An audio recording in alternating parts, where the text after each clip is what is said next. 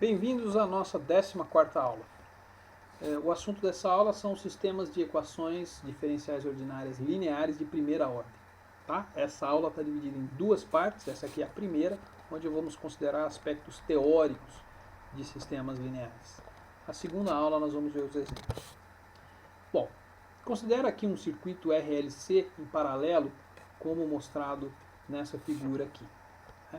A tensão V e a corrente I que estão presentes nesse circuito obedecem esse par de equações que está mostrado aqui embaixo.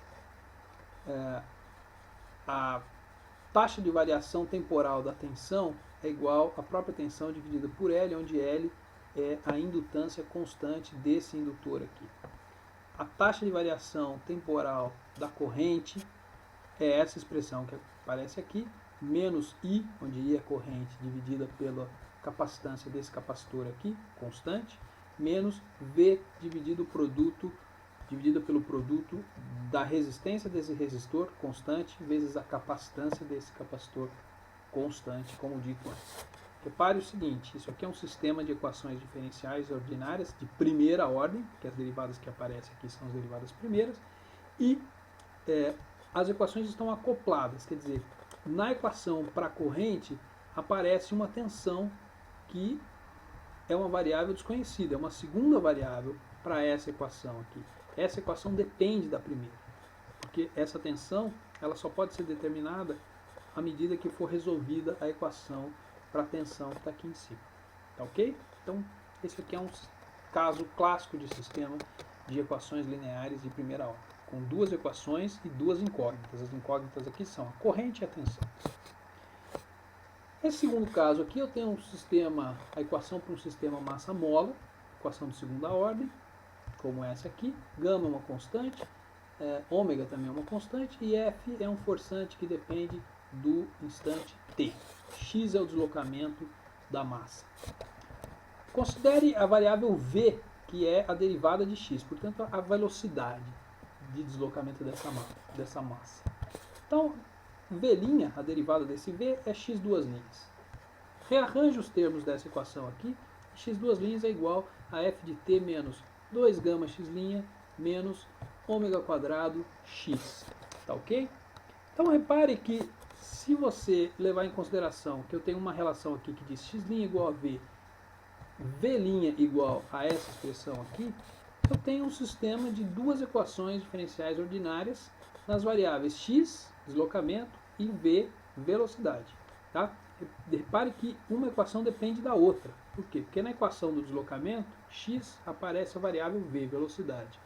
E na equação da variável v, velocidade, aparece, além da variável x, deslocamento, a própria variável v, velocidade. Esse f aqui, lembre-se, é conhecido. Portanto, uma equação depende da outra e eu tenho um sistema de equações lineares aqui para ser resolvido. Primeira ordem, porque as derivadas envolvidas são as derivadas primeiras. Repare que esse exemplo, neste exemplo, o sistema de equações lineares, ele surgiu, ele foi gerado por essa equação de ordem 2 em x. Tá? Então essa equação de ordem 2 em x deu origem a duas equações de ordem 1. Tá? E isso acontece também a recíproca, quer dizer, se eu tiver um sistema como esse aqui, com duas equações de ordem 1, eu posso transformar esse sistema numa única equação de ordem 2. Por exemplo, eu posso pegar essa segunda equação aqui e derivar, né? Eu fiz a conta aqui, derivei, C, D são constantes, X, Y e F são dependentes de T, então é ali que eu vou calcular a derivada. X e Y são variáveis incógnitas e F1 e F2 são conhecidos. Bom, aqui é só uma questão de uma álgebra aqui, uma álgebra simples, porém trabalhosa. Tá? O que eu vou fazer aqui? Nessa equação eu tenho y duas linhas e tenho y'. Tá? Tem uma incógnita aqui indesejada, que é esse x. Eu gostaria de ter uma equação que fosse ou só em y ou só em x. Eu estou escrevendo uma equação de segunda ordem em y, eu quero ver se eu elimino esse x. E eu vou conseguir eliminar esse x. A primeira coisa que eu vou fazer é substituir essa expressão que está aqui em cima para x'. Substituo no lugar desse x' aqui. Então, essa expressão aqui, está aqui substituída. Repare que agora eu tenho a minha equação com y duas linhas, y' e y. Ainda está sobrando esse x aqui. O que eu vou fazer com esse x? Eu vou usar de novo a segunda equação, isolo o x nessa segunda equação e substituo aqui. Isso foi feito aqui embaixo, tá ok? Como eu disse, é uma álgebra simples, mas trabalhosa. Qualquer coisa, pare o vídeo e verifique passo a passo essa conta aqui. Você vai obter a seguinte equação de ordem 2, está exibida aqui nesse quadro, tá? Não tem mais a variável x, só tem a variável y, um termo na derivada segunda, um termo na derivada primeira, um termo sem derivada, coeficientes constantes, tá? E aqui um forçante que depende apenas de t. De maneira geral, todo sistema de equações diferenciais lineares de primeira ordem, de dimensão n, n por n, portanto, a coeficientes constantes, como essa equação 2 aqui, pode ser transformada, usando um artifício como o que a gente acabou de mostrar, em uma única equação linear de ordem n. Portanto, um sistema 2x2, uma equação de ordem 2. Sistema 3x3, uma equação de ordem 3. Um sistema 325x325, numa equação de ordem 325. E vice-versa, tá? A equação de ordem 3 pode ser transformada num sistema de equações lineares 3x3. E assim por diante. Bom, entretanto, essa coisa de transformar o sistema numa equação de ordem superior não nos interessa como método de resolução. Nós vamos propor um método diferente. Considere aqui o caso geral, esse sistema mostrado aqui, com n incógnitas, x1, x2 até xn, tá? E n equações, uma para cada derivada de cada uma dessas incógnitas, x1', x2', escrito como aqui. Os a's que aparecem aqui, esses a's são constantes, e esses f's aqui são forçantes conhecidos, tá? Bom, eu vou considerar as seguintes matrizes aqui. Uma matriz que é a matriz das incógnitas, que vai de x1, x2 até xn, tá? Então são n linhas. Uma matriz de forçantes conhecidas, que vai de f1 até fn, mais n linhas. E uma matriz A dos coeficientes constantes que aparecem nesse sistema.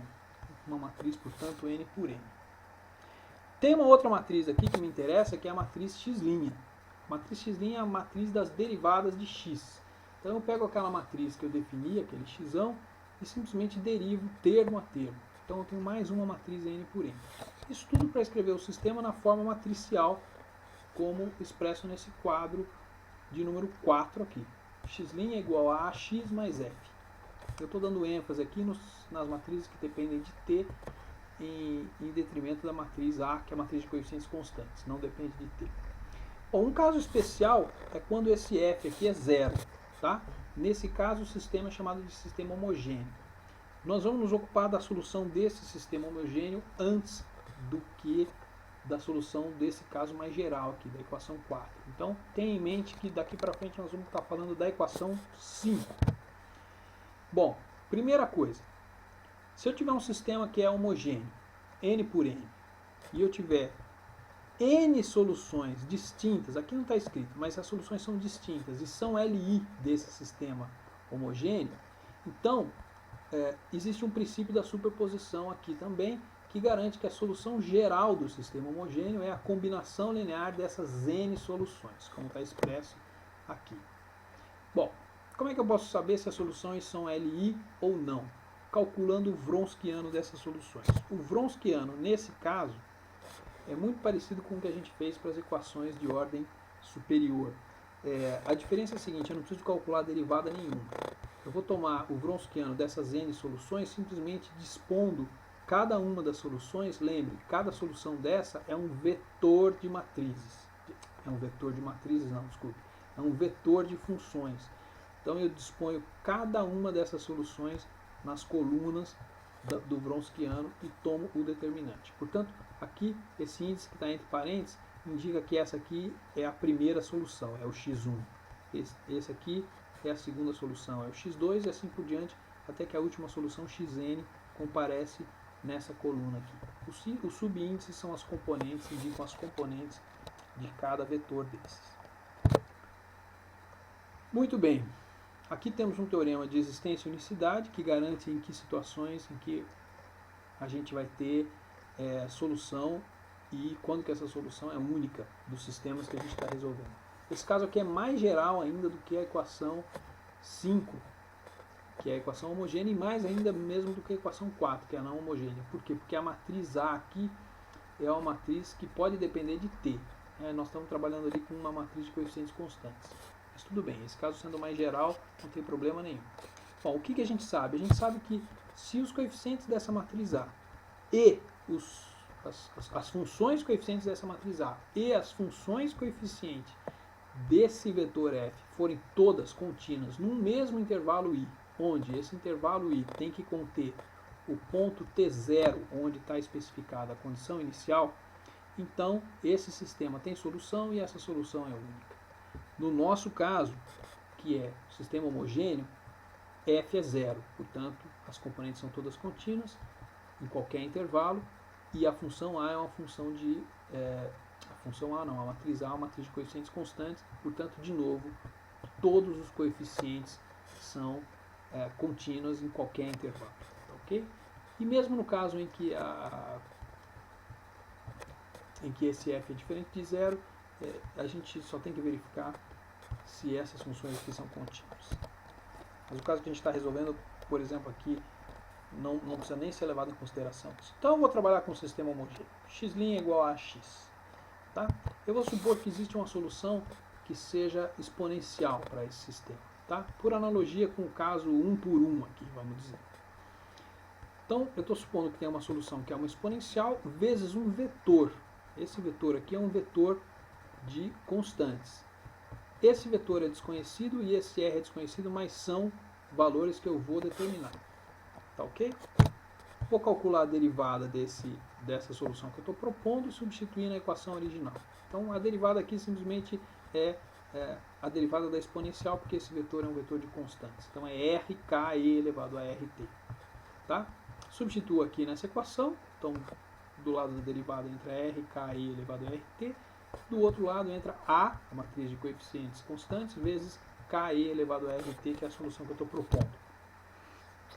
Como a exponencial é diferente de zero, né, isso aqui simplesmente significa que eu tenho que cumprir essa condição.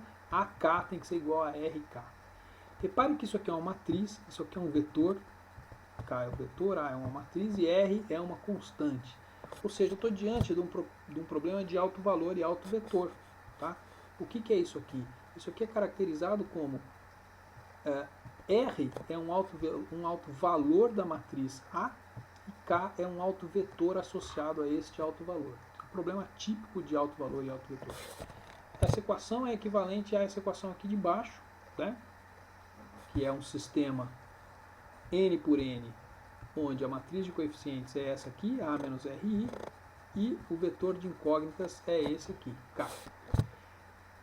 Expresso da seguinte maneira, que especificado item por item daquele sistema. E aqui eu chamo a atenção o seguinte: o autovetor nulo não nos interessa, tá? Ele não é autovetor. Então eu quero que esse sistema tenha uma solução que não seja trivial, que não seja todos esses casos aqui igual a zero. Essa solução existe sempre, tá? Mas ela não me interessa porque o vetor nulo não pode ser autovetor. Então eu tenho que ter soluções diferentes da trivial. Ora, para que hajam soluções diferentes da trivial, a exigência é que o determinante dessa matriz de coeficientes seja igual a zero. Por quê? Porque quando o determinante da matriz de coeficientes é igual a zero, a solução não é única. Tá? Como pelo menos uma solução eu já tenho certeza que existe, esse determinante sendo zero me garante que vão existir outras soluções. Ou seja, outros vetores aqui que não são nulos e outros autovalores aqui. Eu tenho que considerar 3 casos de solução possíveis. O primeiro, quando eu tiver n autovalores reais, todos distintos, eu estou numa boa situação, porque vai existir sempre o conjunto de n autovetores ali, de tal sorte que eu posso, pelo princípio da superposição, escrever a solução geral como combinação dessas n soluções, como exibido aqui. E os outros 2 casos, que são quando eu tiver autovalores repetidos e autovalores complexos, são um pouquinho mais complicados. E esses a gente vai averiguar lá no vídeo de exemplos, tá ok? Até mais.